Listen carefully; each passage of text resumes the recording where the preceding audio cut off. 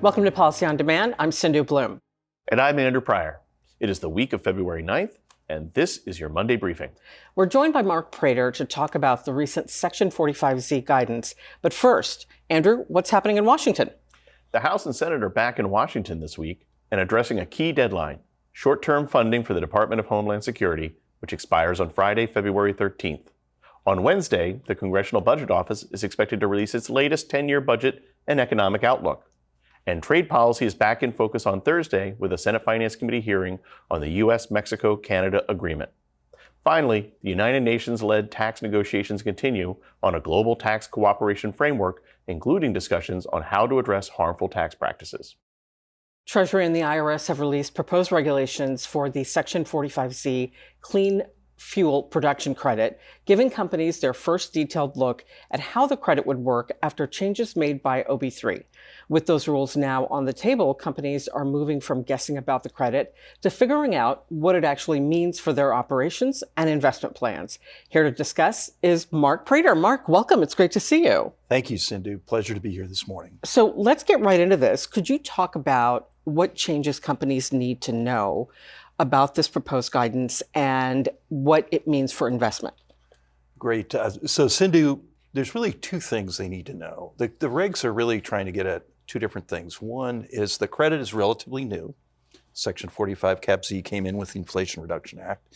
It has some very complicated technical considerations, such as how do you measure the carbon reduction, the emission standards to get the credit rates, et cetera. So the regs get at some of those questions, following up on comments and others that others have made with respect to that. But then they also get into some of the new criteria. So on the domestic side, some of the other specifications, some of the liberalizations that were put in OBBB, changes to 45 Cap Z. So the regs get into those two questions. There are voluminous, dozens of pages, very technical, lots of rules to work through. And so companies are going to have to digest that, very factual based, kind of how do companies structure their clean fuels production operations, what's a qualified facility, for instance, what's a qualified sale. There are some helpful changes that Treasury put in with respect to, for instance, the qualified sale definition. It's now, you can have intermediaries as long as the sales are going to third parties, et cetera. And qualified facility definitions were also addressed in some ways. But these are proposed regulations, so we know that that's just the first step, anticipating comments. So companies should be really looking at those technical questions, looking at their structures, talking with their tax advisors, et cetera, on those questions. Mark, among other things, criteria-wise, you've got the prohibited foreign entity restrictions. How does that affect the real value of the credit? So Andrew, those restrictions are very significant, but the jury's out to a certain degree on those restrictions. They are new. They are a new part. Republicans put them in with changes to a whole bunch of these credits.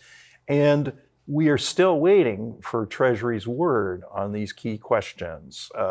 What's a foreign influenced entity? Kind of what are relations are permitted? What are the tests, et cetera? Debt, all these kind of questions are still waiting to be answered. And so we're waiting for that guidance. And obviously the sooner the better, but we're tracking that very closely. All right. So Mark, who qualifies for this and who would potentially struggle? So Sindhu, for many years, my career of almost 30 years in the Senate, clean fuels incentives were kind of brought in and then kind of some were changed, some were modified. 45 Cap Z represents a kind of consolidation of those incentives. So really a whole range of businesses could qualify, whether they're in, for instance, sustainable aviation fuel, or they're in the alternative category there. So things like biodiesel, ethanol, energy that's really produced from sources other than conventional fuel sources. those are really the target. So businesses involved in this, in the ag sector, other sectors, are really the targets who could potentially benefit, provided they meet all these rules that we're talking about. Okay. And anyone who would struggle? So I think the rules are very technical. For instance, how you measure the carbon. The government has a variety of these models called GREET models. Mm-hmm. They're technical.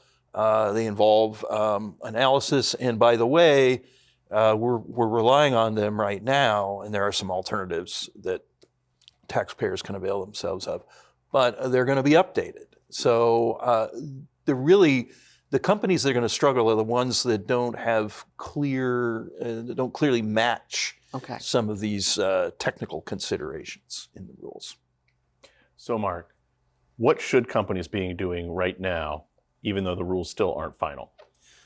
So Andrew, right now, they should be talking with their tax advisors, going through some of these key definitions, some of the changes to the proposed definitions, looking at those in light of their circumstances, their operations, kind of the business nature that they have, looking at those, talking with their tax advisors, and anticipating changes that they could propose. They'll have a couple opportunities here.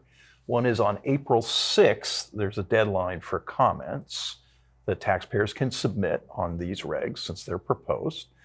And then April 28th, there'll be a hearing in Washington, D.C., and so they would have the opportunity to testify. They can also go through their trade associations and other folks that are representing them kind of collectively. No, thanks so much for that, Mark. Thank you, Andrew. Pleasure to have the discussion this morning.